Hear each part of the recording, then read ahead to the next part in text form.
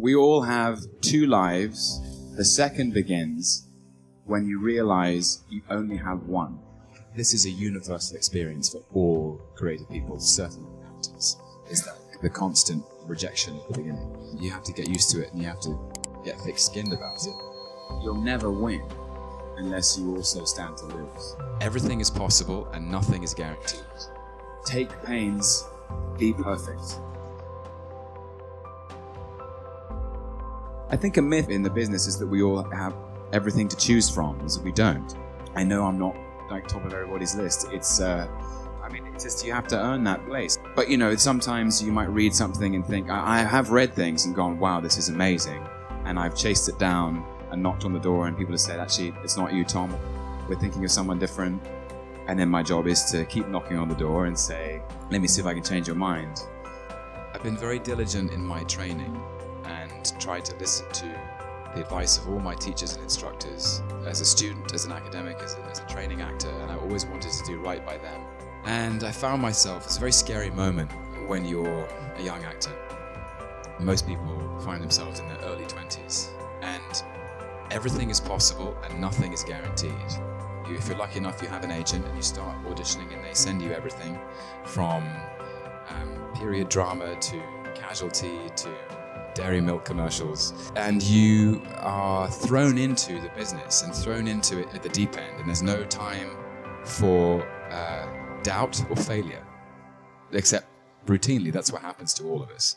And I perhaps was too careful in auditioning, and I would always get close to landing roles and to booking jobs, and I would never quite get there.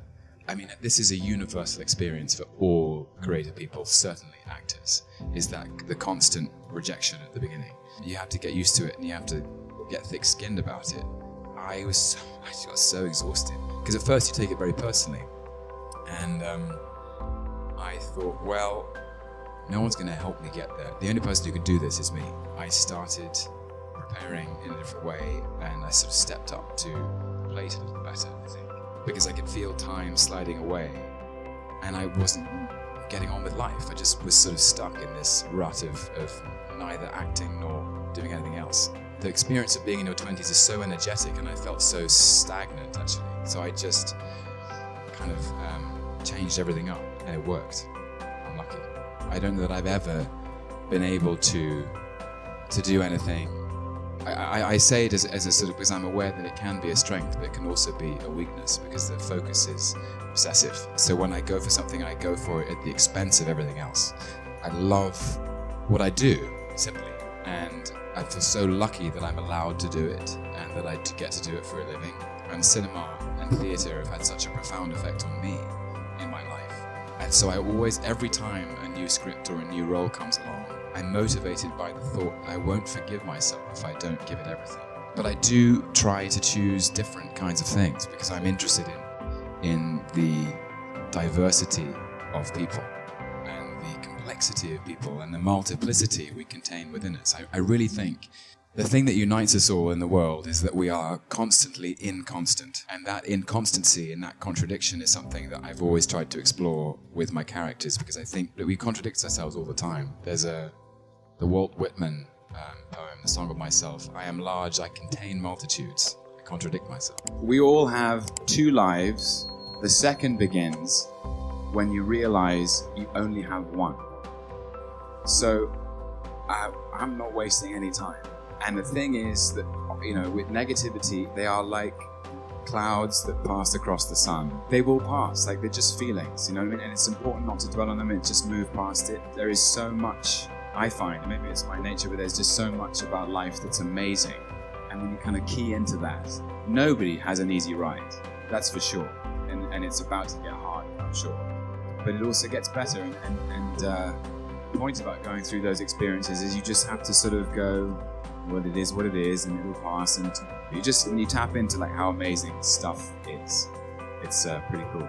I think I always trust my gut. That's all I have. Even when I'm working, and you're thinking about the shape of a scene and how it should be played, and your head can often get in the way, and you've got to trust your gut. It's just, if I'm inspired, if my curiosity is piqued, and I want to chase this possibility down, that I see in front of me on my desk. You know, it's some of you may have heard me say this before, but I'm embarrassed to say I always speak in metaphors. I don't know how to speak in any other way. And for me, acting is kind of like playing the piano. And if the piano is the human condition, we all have every single note on that 88-key board within us. For me, every role, I want to be able to play every note. And sometimes, if a character or a story seems to stretch me in some way, seems to offer up an experience that is new, that is a different chord or a different tune, that is real and true and human and accessible, and no matter how joyous or loving or warm or how dark or painful, if it seems like an interesting shape to inhabit, I know if I'm running towards it already. So I think it's a quote from Shakespeare, which is 4 words: take pains, be perfect. I think his way of saying, you know, don't be afraid of caring. I gave myself permission to care, because there are a lot of people in this world who are afraid of caring, or afraid of showing that they care because it's uncool. It's uncool to have passion. It's so much easier to lose when you've shown everyone how much you don't care if you win or lose. It's much harder to lose when you show that you care, but you'll never win unless you also stand to lose. Basically, you know, I've said it before, don't be afraid of your passion. Like, just give it free rein, be honest and work hard, and it'll all turn out just fine. When I was at drama school was really hard. They deliberately kind of overwork you, and they throw everything at you. And maybe I was on a 3-year course at a drama school in London called RADA, and the first year you kind of work, you sort of slightly showing your strengths and the things that you're good at, and the second year they throw you everything you can't do. All the things that are your weaknesses, and you're basically to work on your weaknesses. What's the point in working on your strengths? You're working 16-hour days, and you're exhausted, and you're drained, and you're physically tired, and I kind of lost the love of it. I lost my mojo. I live near a couple of parks in London. I remember one night I couldn't sleep, and it was the summer. I got up really early in the morning, and I went and walked to the nearest big hill, and I saw the sun rising. Sometimes, like, that's the answer. It's just get up when the sun gets up and look around, and you realize you're part of an amazing planet. That's what I do.